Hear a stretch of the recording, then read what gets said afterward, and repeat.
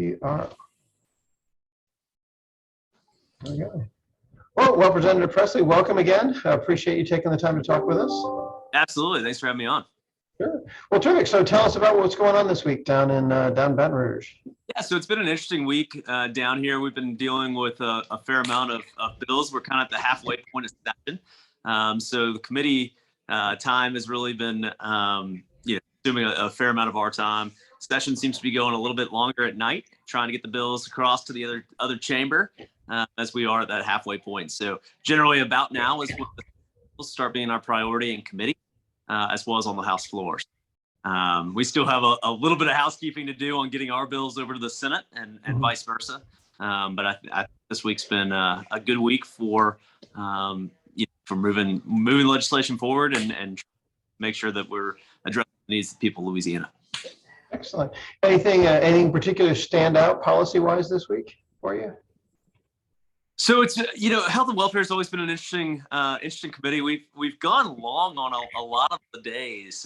There's quite a bit of legislation that's coming back from the arising out of the 2020, and we're trying to figure out that balance between health and public safety as well as individual rights and liberty. So I think there's a balance there, and certainly that's been a focus. There's been some controversial bills on various issues in that committee. On the Commerce Committee, which I also sit on, we've had a good week. There was some licensing legislation got through this week, which I think is good. Reform for fixing our occupation in the state. I have one of those bills. My friend Amy Freeman from New Orleans has one of the bills, and Chuck Owen down from Leesville has a bill that's reforming the system that we use for occupational licensing. So Louisiana has approximately 85 occupational licenses. We are by far the most licensed state when it comes to occupations, particularly blue-collar occupations. We all think that's important to start addressing and looking at making sure that people have the opportunity to use their profession that they have had in various states and be able to come to Louisiana, as well as allow our entrepreneurs that are here to come and innovate. So one example of that, there was a guy named Daltonio that came and spoke today on Monday in the Commerce Committee for Amy Freeman's bill.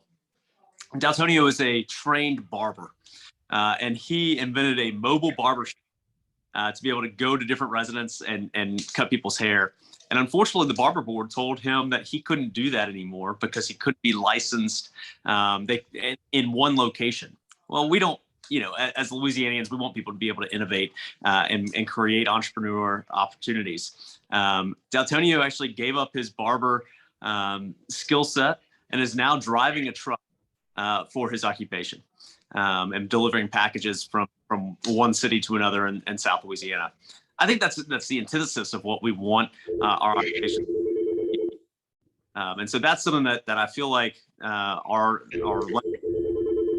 diligently. Again, it's that balance between public safety and public health, as well as allowing the entrepreneur spirit to move forward.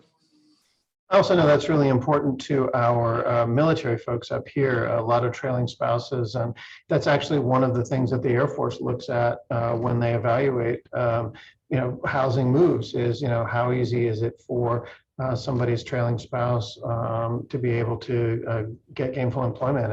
And I know we've made some efforts over the last couple of years in nursing and some other areas, but there are plenty of folks who I think are still struggle with that. That's right. We've done a fair amount, and actually Peacock's done quite a few bills dealing with compacts and saying if you're licensed in these states, then we want you to be able to come to Louisiana and be able to practice your profession. And we're trying to expand that just a bit more and allow people that aren't even in those compact states to be able to practice their profession, particularly, again, the blue collar jobs where, we are training people. We want people to be regulated in some way, shape, or form. But at the same time, Louisiana doing a better job of training our, let's say, cosmetologists than some other state. I think that's a hard argument to make. So we want to make sure that we're being fair and moving forward and being entrepreneur. Again, we want people to move to Louisiana to create a business, create opportunities for themselves and their families. And I think that cutting the red tape on government bureaucracy that's unneeded and unnecessary will allow our state to move. Great. And I know one of the other things that's been on the docket for the last couple of weeks has been the centralized sales tax. And I know I think we talked about that last week as well. Has there been any movement on that in terms of the adjustments that might make the municipalities be more engaged with that, more positive toward it? Yeah, I mean, I think there's still, ongoing discussions on that front. And I think those are going to continue. It's one of those things where when we're one of the few states that doesn't have a centralized sale mechanism of collecting our sales tax and distributing back out, it's a challenge for business. I talked about this this week at Lobby, actually, a group of emerging leaders and their emerging leader council, and saying we've got to look at other states. We've got to see what other states are doing to be proactive in bringing in opportunities, bringing in business, allowing entrepreneurship to move forward and businesses to be able to thrive. And until we do that as a state, we're going to have a real hard time growing our population and certainly growing the opportunity for every other area, whether it be improving our roads or fixing our schools. It all comes back to, are we growing as an economy? Are we allowing our people to thrive? Or are we pushing people out of this state and into other opportunities where they have an opportunity to allow their family to move forward in a positive way? Great. And I guess you're still waiting for the budget to come back from the Senate or go into conference or whatever the next step is on that. Yeah, budget left House, as we talked about last Thursday, left the House and went to the Senate. It is, I believe, now going to the Finance Committee on the Senate side, and we'll see that back near the end of session, so probably several weeks away from seeing it back on the House side.